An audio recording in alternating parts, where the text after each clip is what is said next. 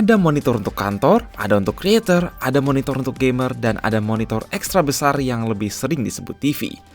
Tetapi, jika kita pingin satu monitor doang yang super komplit dan serba bisa, apakah ada solusinya? Ini adalah Samsung Odyssey Arc Gen 2.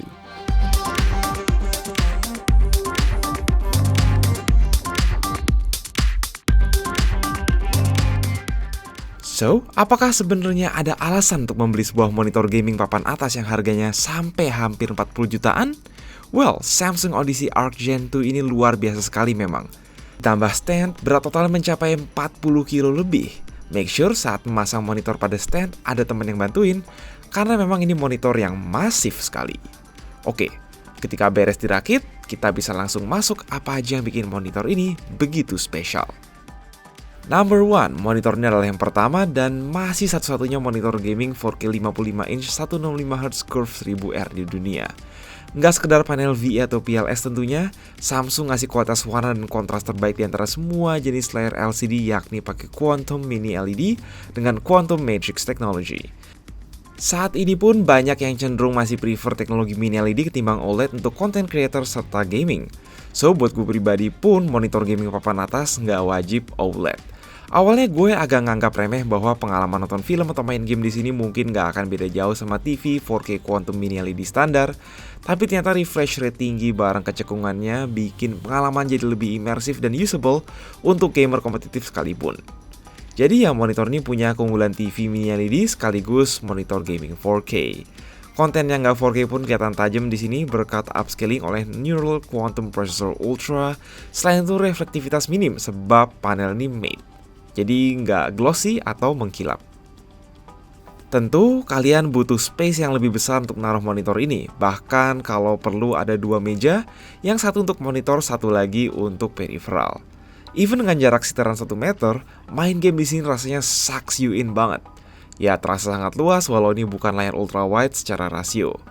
Jangan lupa pula dari segi desainnya cukup simple tapi keren bersamaan. Ada eclipse lighting biru di belakang monitor yang udah jadi ciri khas monitor Odyssey kelas atas. Nomor 2, nggak disangka-sangka monitor segede gini masih bisa digerak-gerak dan diputer. Dalam konteks height adjustable alias bisa naik turun depending posisi ditaruh di mana, bisa tilt juga, dan yang luar biasa adalah bisa pivot guys. Agak gimana gitu lah lihat ada monitor curve 55 inch bisa pivot. Rasanya gue jadi orang kerdil atau dwarf yang lagi muterin monitor gaming ukuran normal. Soal kegunaan, saat ini konten vertikal udah mainstream sekali. Selain TikTok dan Shorts, contoh ada banyak emulator game arcade yang diprogram untuk dimainin secara portrait. Lalu pasti ada banyak desainer grafis dan programmer yang sering kerja dengan monitor orientasi vertikal. Kontrol monitor ini ada 2, yaitu remote wireless standar dan juga arc dial yang lebih enak untuk ditaruh permanen di atas meja. Oh iya, satu lagi keuntungan pakai monitor high-end Samsung adalah dikasih One Connect Box yang menyatukan power dan semua input-output video audio serta data yang kalian butuhkan. Jadi di atas meja overall akan lebih rapi karena cuma ada satu kabel yang connect antara One Connect Box dengan monitor, memudahkan percolokan let's say kalian punya konsol, PC, dan laptop nyolok di waktu bersamaan. Even better, Odyssey Arc Gen 2 juga udah support multi-view hingga 4 external input bareng KVM switch, memungkinkan kontrol multi-input yang optimal dan mudah. Kalau mungkin dasaran, alangkah baiknya apabila port USB-C di sini sekalian support display output dan charging di luar sebatas data. Tulisannya sih PC ya, tapi faktanya setelah kami coba colok berbagai laptop dan kabel, sampai sekarang belum berhasil ngecas maupun output display baik nyolok box maupun nyolok langsung via USB-C pada monitor. At least box ini sekarang punya display port 1.4 juga bagi para user PC. Apa kami sudah mention pula bahwa ini bukan sekedar monitor, tapi sebuah smart monitor dengan OS Smart TV desain Samsung? Saat lagi nggak nyolok satupun PC atau lagi nggak jadi wireless display, Odyssey Arc tetap bisa jadi sebuah perangkat standalone dengan koneksi Wi-Fi dan Bluetooth yang bisa dipakai nonton YouTube, nonton Netflix, buka TikTok, bahkan browsing. Oh iya, nggak lupa ada fitur Flex Move Screen yang bisa dikendalikan oleh Arc Dial. Dengan fitur ini kalian bisa atur ukuran layar mulai dari 27 inch hingga 55 inch, pindahin posisi layar enaknya di mana, terus juga ada 3 opsi rasio layar untuk menyesuaikan dengan game yang sedang dimainin.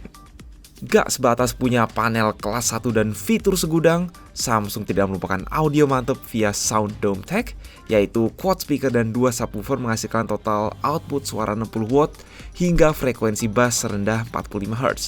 Memastikan kita tidak perlu lagi speaker eksternal buat nikmatin suara imersif yang berlabel Dolby Atmos sekaligus ada AI Sound Booster.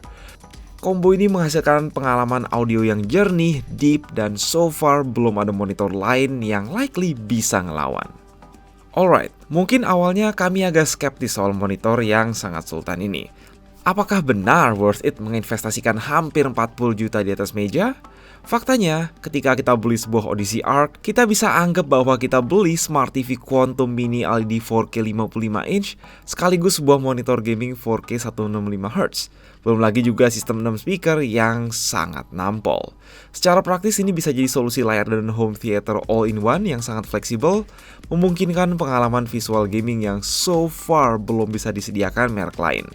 Merek sebelah boleh punya monitor gaming 4K 65 inch VA yang bahkan lebih mahal, tetapi hanya mentok di 144Hz, tidak bisa dipivot, tidak smart, dan yang paling crucial, tidak cekung.